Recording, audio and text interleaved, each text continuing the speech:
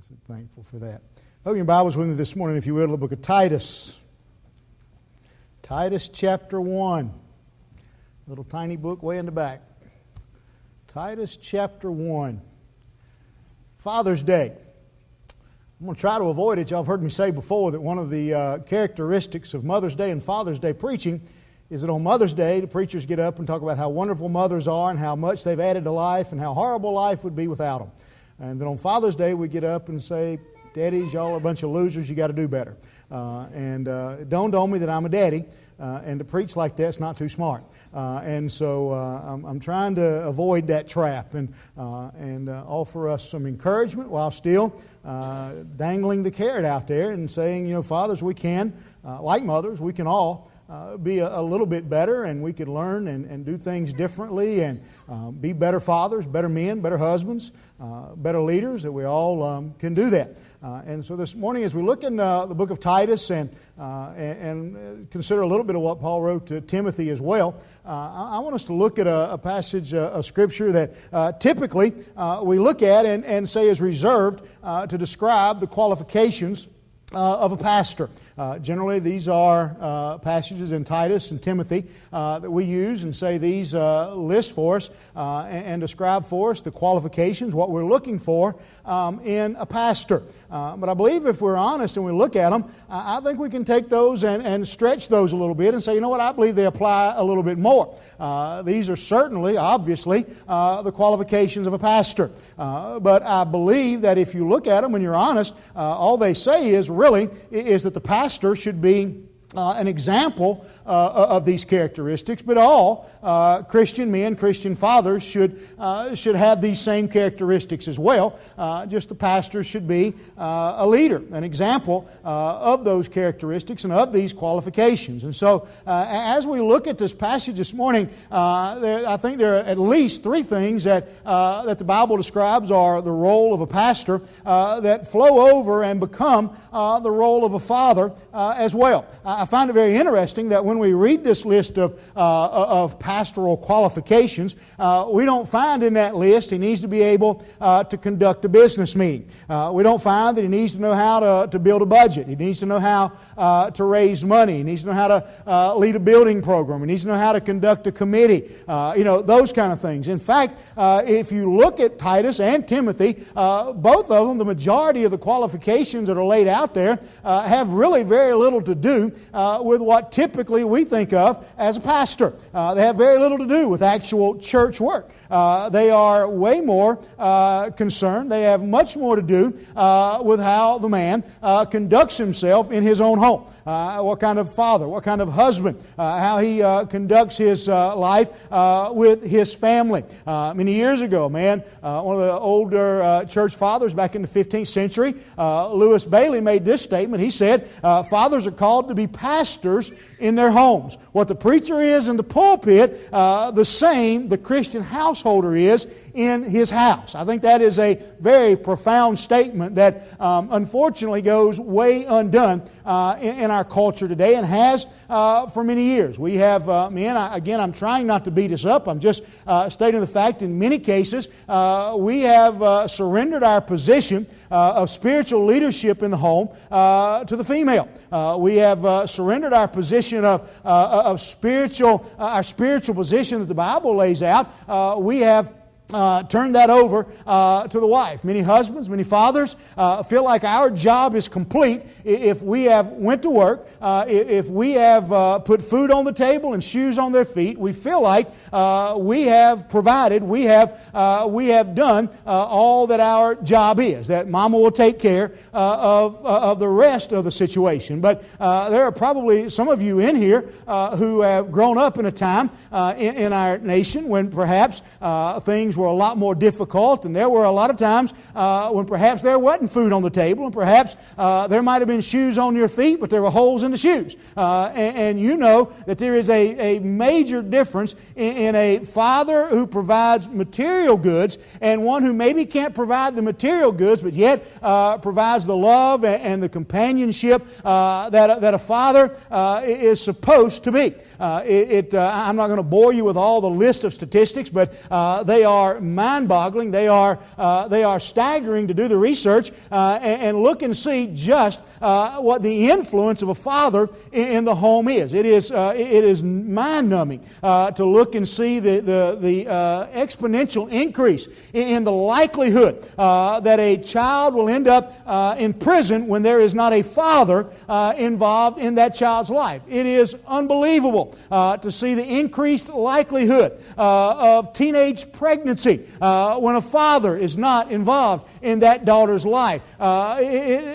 Pretty much every negative thing you can think of is compounded by the absence of a father. And the thing that I find interesting about that is it doesn't even account for a godly father. It just says if some kind of father, the research just says if some kind of father is involved in that child's life, then his chance. I'm not saying it's always perfect. I'm not saying it always works out. But research, statistic after statistic, research repeatedly has shown the importance of the role of a father in a child's life. And again, that doesn't account for a godly father. That just says father. And I think most of you gathered here this morning would say, well, if a father is important, if a father makes that much difference, then a godly father has to be just a huge advantage for a child to have the influence of a godly child, a godly father in that child's life. And so as we look this morning, as we look at these qualifications, and there are probably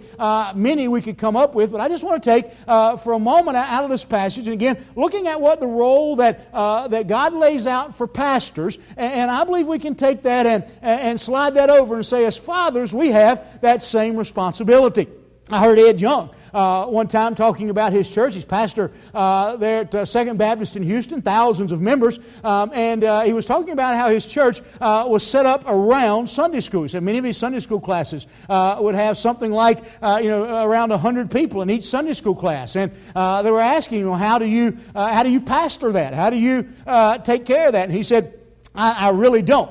He says, I can't. He said, but each Sunday school class, he said, the teacher of that class basically functions as the pastor of that class. He said, when there's sickness, when there's death, when there's needs, and thankfully I would tell you that in many ways, most of our Sunday school classes here don't have 100 in them, but they function that way. Our teachers pastor their classes. They take care of the people and the members of their classes. But he said they take care of their classes. They function in that role. They pray. They visit. They do all those things that a pastor in, say, a 100-member church would do. And he said, then I try to pastor the teachers. And he said that's kind of how it trickles down. And as I thought about that this week, that's really, in many ways, the way I think the ideal situation between church and home should be set up. That in the home, men, and I'm not taking a anti-female role here. Please don't misunderstand me. Y'all know real quick. I know, nothing wrong with being henpecked when you got a good hen. Okay, I said, matter of fact, it's a good thing. But what I'm saying is, men, I think the Bible lays out and calls for us to be the pastor in our homes. And then we come to church, and that is encouraged, that is developed by the pastor and the work, the things that go on in the church. And so this morning, as we look at these descriptions, there's three in particular that I think really we can draw out and say apply to the father in the home. I believe, first of all, Paul describes something here that I believe the father in the home is supposed to be the spokesperson. I think the second thing that we see in this passage is that he's supposed to be the shepherd, and then the third thing is that he would be the supplier. And so I just want to take those three very quickly and look at those, because I know y'all are really anxious to get out and buy your father lunch. And so y'all know the story about that, right? There are more phone calls made on Father's Day than there are on Mother's Day.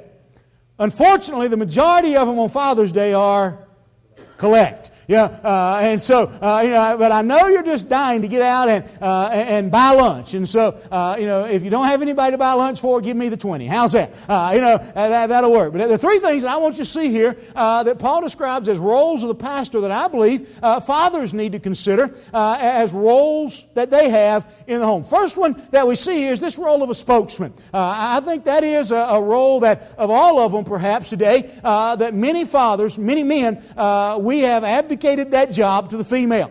We have abdicated that role to the woman. Again, we have kind of set back and taken the mindset, I work, I supply, I buy clothes, I buy food, I put a roof over your head. That's all you need to do. Mama, get them to church. Let's be honest. I know, and I'm thankful for it, but I look around, I can see, if you don't believe me, show up next week during Bible school and see for the most part who works in Bible school, who brings the kids to Bible school. Thank God for godly mothers. That's not my point at all this morning. What I'm saying is men, as fathers, it is our job in the home to be an ambassador for Jesus Christ.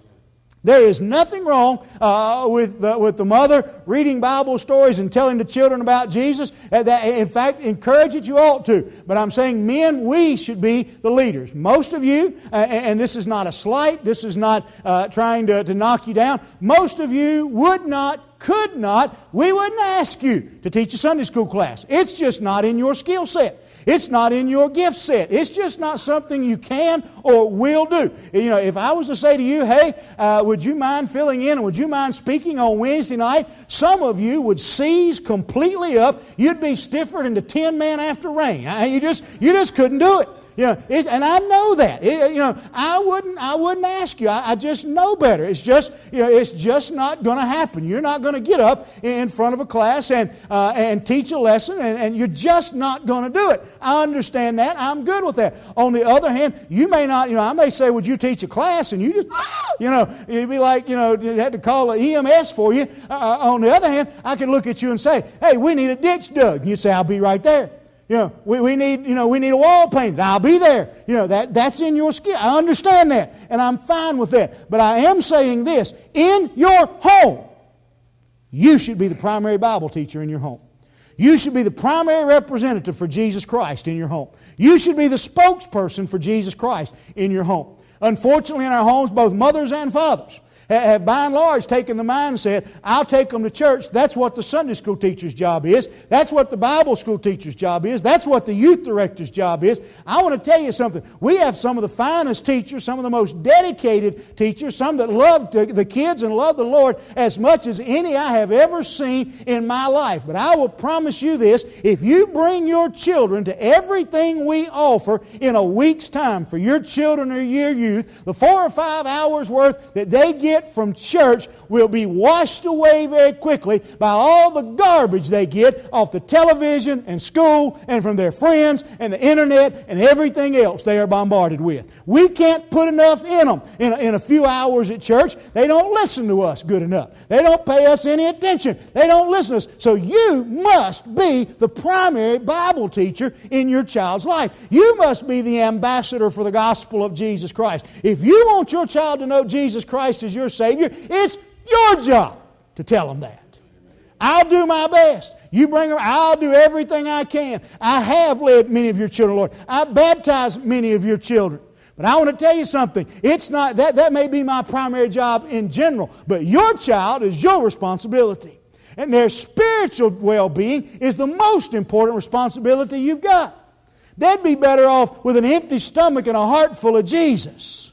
Listen, we need to understand. I'm not saying don't feed them. I know sometimes it's tempting. But I'm telling you the most important thing. If we took as seriously our responsibility of sharing the gospel with them as we do feeding them and clothing them and putting a roof over their head, we'd have a different society. Listen, we are to be the spokesperson, men. We are to be the ones who lift up Jesus Christ. And ladies, I know this is Father's Day. Some of you are thinking, I'll take day easy. You need to pray for that man. Because I want to tell you something, that's not easy. It's not something most of us were taught to do. It's not something that comes natural for most of us. It's obvious. Again, all you have to do is look around and see who's doing the job.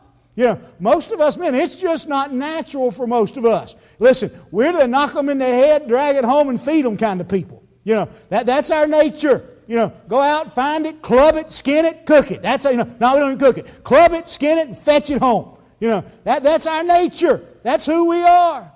But I want to tell you something, men. We're not called to be natural. We're called to be supernatural. We're called to teach our children about Jesus Christ. If you don't, who are you going to trust it to? Who are you going to trust it to? I thank God we're blessed in our community. I don't know about everywhere. We're blessed in Cabarrus County. Cabarrus County schools, Kannapolis City schools. We're blessed to have some good, godly school teachers. We are. We've got them. I know a lot of them. I've been to the rally around the pole thing that they have at school, and I've been out there, and a lot of times there was almost as many teachers gathered around praying as there were students. I've seen enough teenagers and kids today to know that you've got to be really close to God to teach school. You know, you better be. You know, you're going to be close to God or close to the devil. One of the extremes, I think. You know, you're going to be on one end or the other. I saw something yesterday. My 7th grade math teacher, I think yesterday was the anniversary of her retirement. And she said something. She said, I'm thankful this year would be the last group of students graduating that she taught.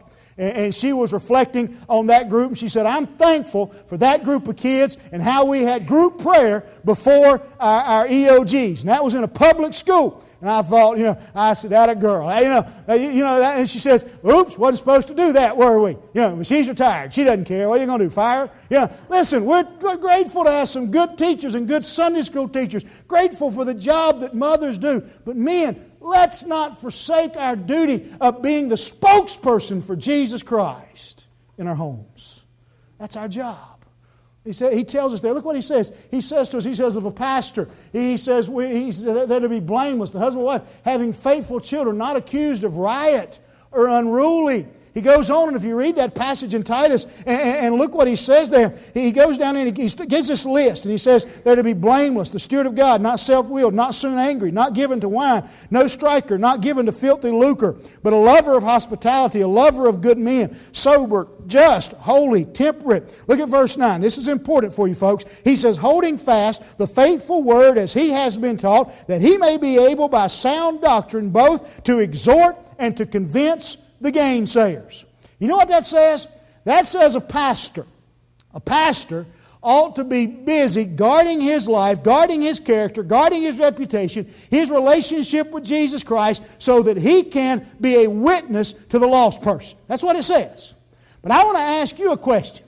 Would my life be an absolute, in my opinion it would, my life would be an absolute abject failure if every one of you came to know Christ and my 4 children died lost? This life would be lost. God, I don't think God, and it's been a problem over the years. Some of you have been around it long enough to know there were a lot of pastors. And I've not always been perfect at it, but I've tried. I've seen a lot of pastors in my life, especially some of the older ones. We talked about this. Archie and Ed and myself were talking about this a little bit earlier this morning. There have been a lot of pastors over the years who have worked themselves to death, worked themselves silly, worried about everything, run after everybody, and lost their own children. God, give me strength that never happens. I love you and I care about you. And I want to see you all in heaven. But heaven will be an empty spot without my 4. Listen, we need to be ambassadors for Jesus Christ in our homes more than anywhere else. We're to be spokespeople. Spokesmen for Jesus Christ. Not just spokesmen, but we're to be shepherds. We're to be shepherds. Now, I know we talk about shepherds, and a lot of us have this image of what a shepherd is. He tells us to be a lover of hospitality, a lover of good. He's talking about all these things that we're supposed to do. And unfortunately in our culture, because most of us are not, have not, never even been around a shepherd, we have in our mind this image of the gentle shepherd. You know what I'm talking about? That image of Jesus standing there petting the little lamb. That image of little rosy-cheeked David holding and loving the little lamb. Can I tell you something? That's about as far removed from the truth as any image we could possibly have. Because most of us don't live there. Because most of us have never been there. Can I remind you about a shepherd? A shepherd, for the most part, lived 24/7, 365 days in the field. That was his job. That was his life. 24/7, 365 out in the field tending flock. That was his duty. Shepherds weren't rosy-cheeked, pushover little wimps. The last person in town you wanted to pick a fight with was the man who was living out in the field taking care of sheep all day long, every day. To start with, he probably wasn't in a real good mood. Second of all, he probably smelled. Third of all, he wasn't a pushover. He was a man's man. He sat out there in that field day in and day out. He had skin tough as horsehide. He was carrying around crippled and hurt animals. He wasn't weak. He was a strong man. This man wasn't a little pushover we think of. This man was a warrior. I'll guarantee you the last man in town you wanted to battle was the shepherd that had been out in the field for a year or two, listening nothing but sheep blab and guarding them against wolves. This man was the last line of defense. He wasn't, I'm sure there were many times when the shepherd laid down in the field and he took those little baby lambs and he rubbed them and he played with them and he laughed and they played around and they ran around and goofed off with a little baby lamb. I'm sure there were days they had good times, but there were days when the wolves attacked the flock and that shepherd bowed up and he was the last line of defense. He was life or death for those little sheep. I want to tell you something, man. We need to understand that image of a shepherd today. We need to listen. I'm going to submit to you one of my opinions of what has went terribly wrong in parenting in America. I don't have a single verse of Scripture to back it up. I can't prove it. I'm just telling you it's my opinion. I'm telling you that right up front. And if you think I'm wrong, prove it. It's all I can tell you. You preach next week. I will tell you in my not humble opinion, my opinion. One of the biggest problems in parenting today is we've decided we want to be our children's friends instead of their mamas and daddies. Now, I don't want mine to kill me in my sleep. I want them to like me. I don't mind being friendly with them, but I'm not their friend. Get that through y'all's hard heads. I don't want to be your friend. I'm your daddy. I'm your daddy. Now, again, I want you to like me enough that you don't put a pillow over my face in my sleep. We don't want to go there. But I'm not to be your friend. Go find you some friends. I don't want to be your friend. I want to be friendly, but I'm your daddy. I want you to look at me and respect me, and I want to act like your daddy. We are to be shepherds, men. We are to be the warriors in our home. We are, one of the problems we've got in our society is, we hear all about women's rights and women's lib. You know why that's come about? Because men, we've turned into a bunch of pushovers. Step up and be the man at your house. I'm not telling you you're the boss. Matter of fact, most of you figured out you're not even close. I'm not telling you you're a slave driver. That's not what I'm talking about. In fact, the Bible makes it very clear. The Bible says you love your wife as much as Christ loved the church. And that means you're willing to die for her. And I've said it and I'll say it and say it and say it and say it. I've never seen a woman who minded being under submission to a man she believed would die for her. You know why most women don't respect us? Because we're not the shepherd we're supposed to be. Those shepherds stood in the field and they were the last line of defense. I want to tell you something, men. You better step up because there is a raging wolf out there seeking whom he may devour. A lion wanting to destroy your children. I want to tell you something. I don't know, some of you ought to be at this altar when I get done for one thing. Thanking God you don't have any small children in your home. Grandchildren. So you don't have to see half the garbage they watch on TV today. It amazes me that we've edited Bugs Bunny and Roadrunner. Now, I don't know about you. Probably me and Jason Brain may be the only two who can really, be Bugs Bunny, Daffy Duck aficionados. But I can tell you when they've edited the Bugs Bunny cartoon. And you know what? They've edited a bunch of those cartoons. There's some of them they won't even show anymore. Very seldom do you see the coyote go off the cliff anymore. They cut that out. I can tell you right now, there's not many days in my life, and still a whole lot of them as adults, that I don't watch Bugs Bunny and Roadrunner. And I've never, but a time or two, ever been tempted to drop an anvil on anybody's head. But I want to tell you what you ought to do for yourself, if you have children or you have grandchildren, you find out what channel the cartoons or the children's programming is on your television. And you turn it on and you actually sit down. Don't just plop Junior in front of the television. You sit down and you watch just a few minutes of the trash they're beaming into your house. And I will tell you, I have discovered in just a few moments of that routine that there are very few children's shows and very few children's cartoons today. They may not have rape, murder, violence, dropping anvils on people's heads. But I will tell you this, you will not watch long. I take it to the bank. If you don't believe me, try me. Take it to the bank. You will not watch more than a few minutes of most children's programs that somebody won't get a spell cast on them, that somebody won't pull out their magic wand, that some spirit won't appear and do some voodoo, that somebody won't conjure up and turn into a monster. You will not watch a children's program today very long before you are confronted with some kind of evil, witchcraft, magic garbage. Now, some of you that may not concern. I'm telling you, you better get your sword and your staff and be a shepherd in your home.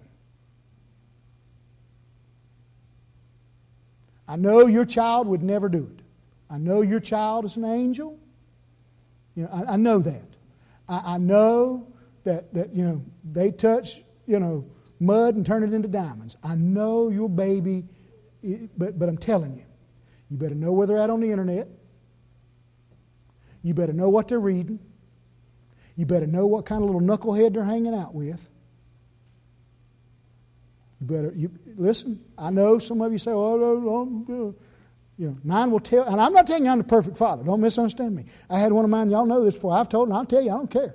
I had one tell me one time something about their room. Right. Your room still happens to be all up in the middle of my house. I will take the door off the hinges. When you move out, I might still come over to your house and go through it. You steal mine. Listen, I'm their daddy. Men, we need to step up and be shepherds, be warriors for our children. Quit just letting anybody just influence them. Pay attention to what's going on in their school books, in their classrooms. Pay attention to what they're seeing on television. Find out who they're hanging with. I'm dumbfounded at some of these outfits. And I'm not telling my kids, y'all see that yellow jacket Caleb wore? I'm not always saying they pick out the best clothes. But listen, most of them clothes you paying for. Don't tell me you don't have a say-so. I'm sorry. We are to be the shepherds. Listen, you know what a shepherd did? A shepherd took the sheep and said, all right, now you're going to drink. Now you're going to eat. This is where we're going to live. The shepherd was the warrior. And I am not condoning you being some kind of goofball Hitler father. I'm not trying to tell you to be some slave-driving maniac. I'm telling you, you can be a good daddy and do it in love and protect your children. Because nobody else will. I'll guarantee there's more people wanting to destroy your children than there are wanting to help your children. Guarantee it. We're to be the spokesperson, we're to be the shepherd, and we are to be the supplier. We're to be the provider. What he says in that verse. I thankfully, I don't think this is too big a problem in here among our men. But, they give you measles shots before you get the measles. So I'm just going to throw this one out ahead of time. We are also, not only are we supposed to be the spokesperson for Jesus Christ, we are supposed to be the shepherd, the warrior, protecting our wives, protecting our children. We are supposed to be the proverbial man of the house. We are supposed, and again, I'm not saying be the, no, y'all know my wife better than that. I ain't crazy. That's not what I'm saying. I'm saying you're supposed to be. But I guarantee you this, if there's a bump in the night, Rhonda's not going to jump up and say, I got it. She can go see what that is. Ladies want the husband to be the warrior. I'm telling you, I don't care how they try to act. They want you to be. That's what they want. I don't care what anybody says. Look what he says. He says, "You rule well your own house. If you don't know how to rule his house, how can he take care of the church?" Man is not to be the spokesperson and the shepherd. He is supposed to be the supplier. I'm really, really sick of deadbeat dads. Again, I don't know that there's any here. If you are, straighten up. You made it, feed it. You made it, clothed it. You may not like its mother. You may not be living with his mother anymore, but till the day you die, that baby is yours. Feed it. Feed it. Clothe it. Love it. Listen, your relationship with your girlfriend, wife, ex, baby's mama, whatever, that's your business. Right now. I'll preach on that another week. We're talking about fatherhood today. Be a daddy. You be a daddy. Feed them, clothe them, take care of them. Nobody else will. It's not my job. You hear me? It's not my job. I'm paying enough taxes without raising yours. Y'all love me, don't you? Oxycodone's good stuff, you know. It's not my job. It's not Tommy's job. You made them. Either quit making them or take care of them. Take care of the ones you made and don't make no more. Supply for those babies. It's a real simple project. You know, for the most part, everybody in here is adults. Do I have to explain to you how to stop that from happening? I'm sick of it. Every time I turn around, you hear somebody on television, somebody on there talking about how daddies abandon them. Mamas too. It's not just daddies. There's some sorry mamas out there. If you made them, tend to them. They're yours, not ours. If you don't want them, give them to me. I'll take them. You know, if you don't want them, send them to my house. I'll take them. But you ain't keeping them with me paying for them. I'm tired of that.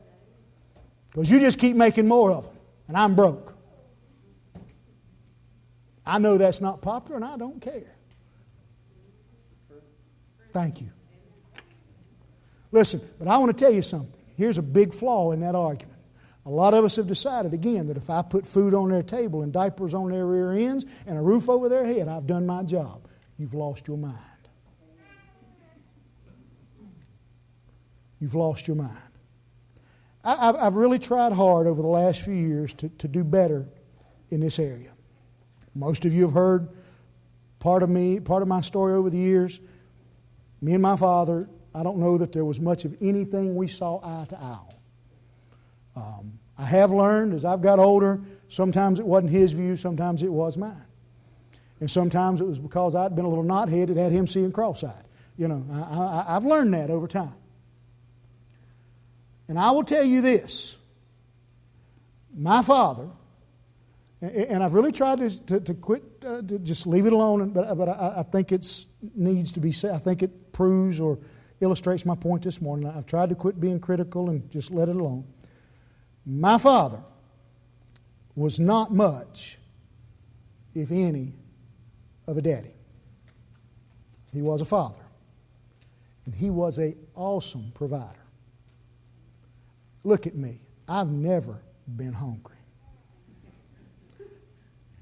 Some of y'all are old enough to remember what Husky britches are. That's where we shop. I had never been hungry. I've never, if I went to school with holes in my clothes or holes in my shoes, it was because I chose to wear clothes with holes in them and shoes with holes in them because I had clean new clothes in my closet. I had shoes without holes. I never slept, like some of you probably have, with the roof leaking on my head. I never went to bed cold because the heat wasn't on or in the dark. Well, I guess I did go to bed in the dark because the lights were out. I never did without. I can't think of a single thing. It doesn't hurt that I was an only child and only grandchild on both sides and only great-grandchild. But I never went without. My daddy, my father, was an excellent provider. Excellent provider. But he died when I was 34 years old. And in those 34 years, on one occasion, in my entire life that I remember, perhaps there were more, maybe I was too young and don't remember, but in my remembrance of my life, in those 34 years, he told me one time he loved me. And he backed into that, and he was drunk. He stood on the back porch after I'd got him out of jail for drunk driving and said, "Your mother says I don't love you, but I do." That was the closest he ever came. I played baseball all my life. He came to one ball game and complained for 2 weeks about how I played second base, and I'd never played second base before in my life. Because somebody was out, I got put on second base that night. One game in my entire life. If I'm not mistaken, the entire time I've preached, He heard me preach once, maybe twice. He was a great provider. Great provider. I can tell you, as a 49-year-old man who looks back on that time, there's little doubt in my mind that I wouldn't rather go back and go to bed hungry a few times and wear some busted up shoes and to have had a daddy that I knew loved me. I can tell you that in the 10 years, Bobby was my daddy. I don't know that he ever provided much for me, to be very honest with you. Christmas, birthday, those kind of things.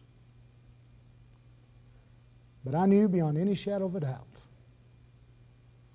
that He loved me with every fiber of His being and would have died for me. He wasn't my father. We didn't have any genetic link, but He loved me, and I knew it. Men, can I tell you something this morning? Our children would rather be hungry and loved. Our children would rather wear broke-down shoes and out-of-style breeches and know that they're loved. Our children would rather go to sleep cold and know that Daddy cares about them and loves them like Jesus loves them and wants to see them go to heaven than to have heat on. I promise you. I'm not saying let your babies go without heat. Don't go twisting my words. But I'm telling you, there's things more important in this world. And men, as shepherds, as spokesmen, as suppliers, it behooves us to find them. Because our children are facing a world that you and I can't imagine. This little fella sitting here is going to grow up in a world. Tommy's going to try his best to tell that grandbaby something, but Tommy doesn't have a clue what that grandbaby's going to grow up in, because it's a different world. Ryan's going to try to tell Aiden how to be a good young man. Ryan doesn't have a clue what Aiden's going to face when he gets to school. It's a different world. And if we're not shepherds, if we're not spokesmen, if we're not suppliers, who will be? Who will be? This morning I want to ask you to bow your heads for one moment. Men, I want to challenge you this morning. Fathers, you say my children are grown, you're still a father. Invite you to come and kneel at this altar and say, Lord, help me to be the daddy. My children are grown, but I still don't want to give up. I still want to be the man that you want me to be. You need to come and say, Lord, help me to be the kind of father that I should be. Give me the strength. Give me the wisdom. Guide me, direct me. I know my children are getting old. Some of your children are grown and gone, got children of their own. Men, you're still their daddies. It's never too late. Children, perhaps you're here and you just want to come and kneel, even adults. You want to come and kneel and say, I just want to thank God for a good father. I knew some of y'all's fathers. Some of them have passed on, but I knew many of y'all's fathers. Good, godly men. You ought to be thankful. There's a lot of kids don't grow up with that privilege. Ladies, some of you need to come and say, I want to pray for my husband. You don't do that very often. It's easy to complain and nag and tell them what they're doing wrong. But you want to come this morning and pray for them. And lift them up before God. That God would make them the husband, the father that He can only do.